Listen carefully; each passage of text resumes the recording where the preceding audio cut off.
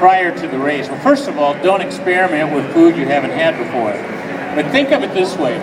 If your last meal was like 9 o'clock the night before and you had a 6 o'clock start, you've had about really, in essence, about a 9-hour fast. You're not eating, and so your system is accustomed to not having a lot of food on your stomach. So think of it in that way with the 9 o'clock or the 4 o'clock or the 3 o'clock start.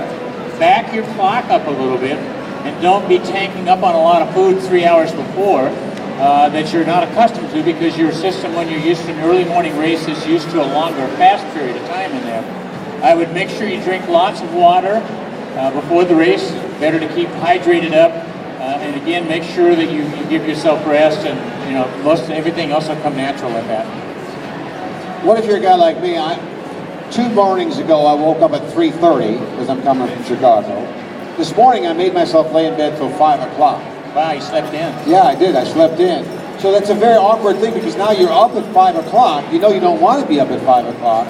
Would you recommend getting up, eating, and then going back to bed? You can do that if again you're on that like 7, 8, 9 hours before your race, based on what's going to happen tomorrow. A little thing that I would do later on when I became a Christian and I had races later in the day and I'd start thinking too much, was that I'd get up in the morning, I'd have my breakfast, do the routine, and then I'd sit down and I'd read my Bible. And if I could remember what I read, it was okay.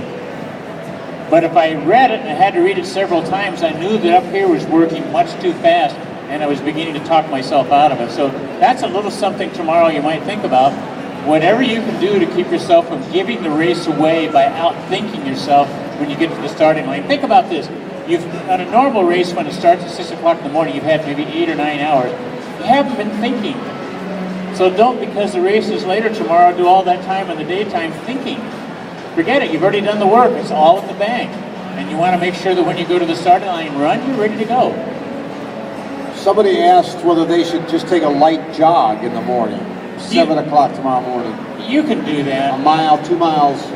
If you want to do that, you can do that. Now, I personally, even though I'd run twice a day going into a race, and I would have like the 11 o'clock starting time, usually the day of a race, I wouldn't do that for this simple reason. I wanted all the energy, I wanted all the adrenaline to be released when the gun went off.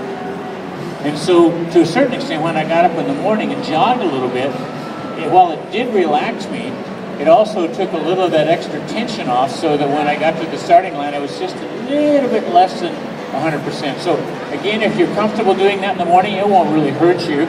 You may feel more comfortable because you stretched a little bit, you jogged a little bit, and it may be an assistance to you. But again, unless you have a normal afternoon start, this is something you haven't experimented with. And I'm of the opinion that if you haven't tried it before a race, don't try it the day before. Would you change your pacing philosophy at all?